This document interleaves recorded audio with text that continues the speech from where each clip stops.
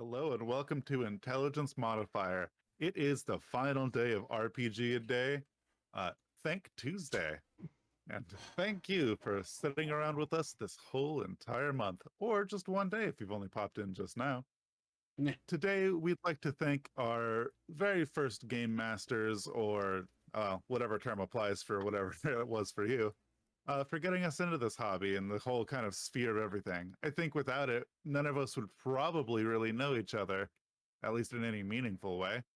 So it's been a long and fun journey sparked by, well, a single or small group of people. Clint, why don't you start us off on this final topic? So, also thank me because I've edited every single one of these episodes, and they've almost all gone out on time except for one that went out at noon one day. So I want to thank Izzy, my first dungeon master or game master is just a general term, who ran that weird, funky version of D&D for us back in high school. I'm nowhere near giving his even real name. That's his nickname. He's he's married and has 3 kids now. We haven't talked. Izzy, if you're seeing this, thank you. You'll never see this though. You have your own life and stuff. I don't think you even game anymore.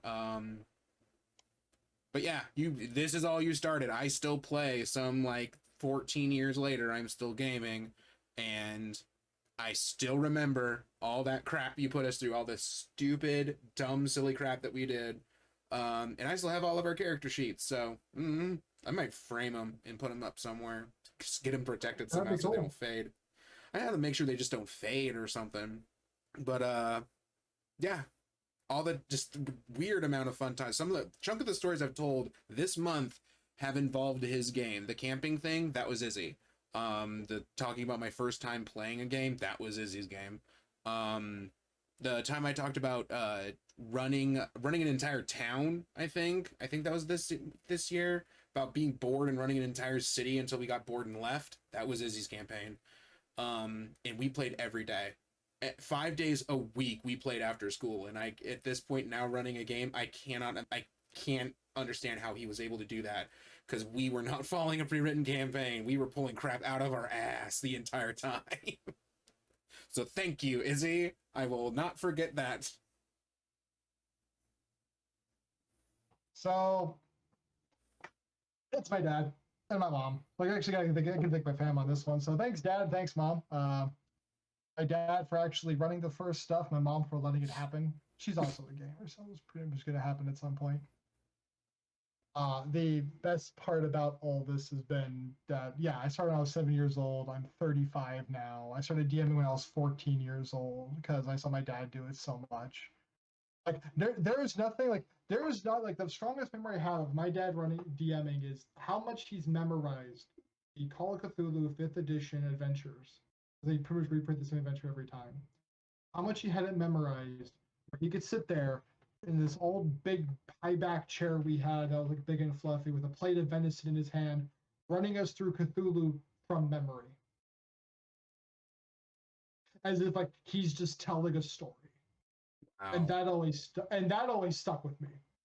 Or his tales of like running Call of Cthulhu into someone's basement. Everything's dark. Every player gets like it was like it's like they would walk in and there'd be like candles set up on like little trays with chairs, and he'd tell you which one was yours, and their character would be there, and the candle was your only light source, and behind each chair was a speaker that he controlled where the sounds went. And so when they were fighting the big monster, it'd be squelching around the room, literally like behind people, and whoever stopped behind was the one being attacked. So yeah, I gotta thank my dad. He's been a big huge like influence for like how I run games, kind of the styles I do. Why I'm kind of like a little bit like eclectic and crazy on some of my stuff is because it's like we're having fun. Like have fun, laughter. It's what you do. His massive amounts of first time like one shots we would do with like 15 player one shots and things like that. Yes, or my favorite one, we're gonna run the official Against the Giants campaign from Wizards of the Coast, which actually has like the number of players and what level you should be. And if you have 11 players, you're level 9. If you have 6 players, you're level 15. because you're finding nothing but giants with no stopping and no brakes. And we had 15 people that first night, all night playing, and we went to bed at 5 a.m. and he woke us up at 6 a.m. making French toast and blasting "It's the End of the World as We Know It" by Great Big Sea outside everybody's room that they were sleeping in. Because he's a jackass. But an awesome one. So thanks, Dad. Still doing this. In fact, we still talk about gaming and stuff and everything like that. He's asked me for campaign ideas. I've asked him for campaign ideas. But we still talk about all this. So I'll probably send him the link to this video so he can hear this. So there we go. For me, I'd have to thank Al. Thanks, Al. You old, well, I guess you're not that old. You crazy dungeon master of mine. We would always go into Al's garage and he'd tell us stories of his time in the military over in Europe. And, you know, he'd find the wackiest off the wall modules. One time we were under Greyhawk in a movie theater, talking to Mordenkainen in a hot tub with his dragon lady on the side. Yeah, I know. I see that look. That's how we all felt. There was a time we went onto the desert on elephants, mind you, because of course. And we ended up coming across not Area 52 with weird looking orcs and a magical device that had 4 squishy wagon wheels and a weird reflective top and this wheel. And if you turned the wheel, some of the wheels on the bottom turned. We found an electric golf cart with a solar panel on it.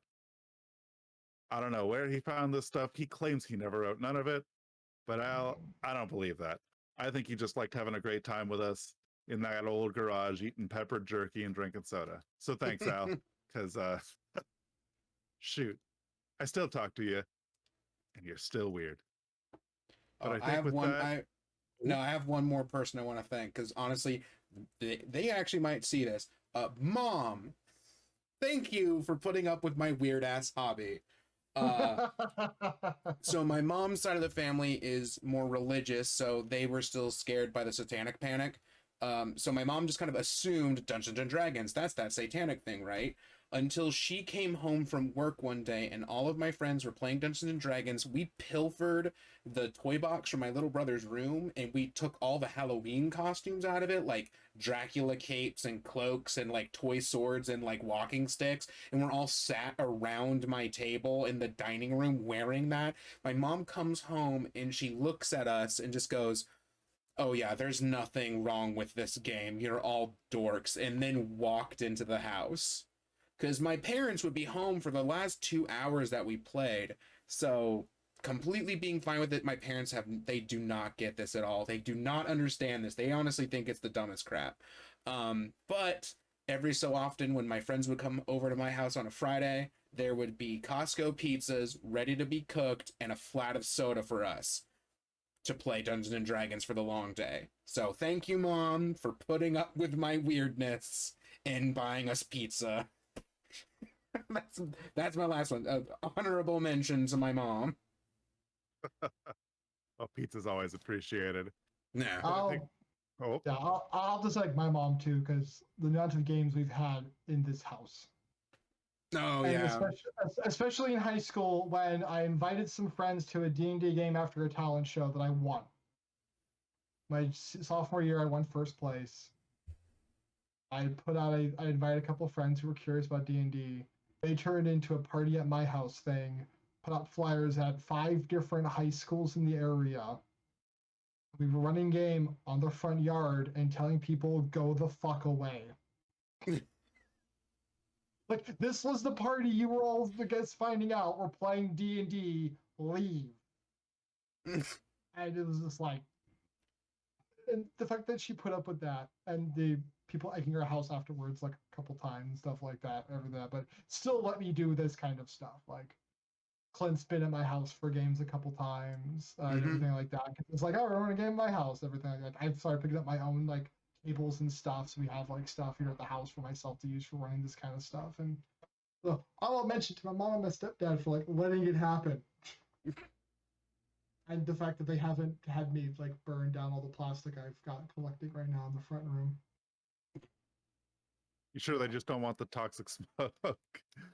No, we actually talked about picking up a brand new like storage thing, like they have in the garage, like a big shelving unit that's deep. So I can put everything like all, so I can put everything up. There's room in there's a downstairs again. And I was like, that works. So the fact that they're still willing to do that's kind of cool. So there's that. But I think that's pretty much it for Yeah, unless Jonathan has another honorable mention he wants to do. I just wanted to mention my mom because honestly, how my mom dealt with it was very funny. You know, my parents, they bought me my books and my dice, but they know how much they mean to me, and they're not big on sappy stuff either. So I think I'm just gonna say thanks, Mom and Dad. Later, and we're out. Don't forget to like, comment, and subscribe, and we'd really thank you if you'd like to ring that bell for us. We'll see you next time with something interesting, I'm sure. Anyway, have a good rest of your day. We've been Intelligence Modifier, and I think we're out.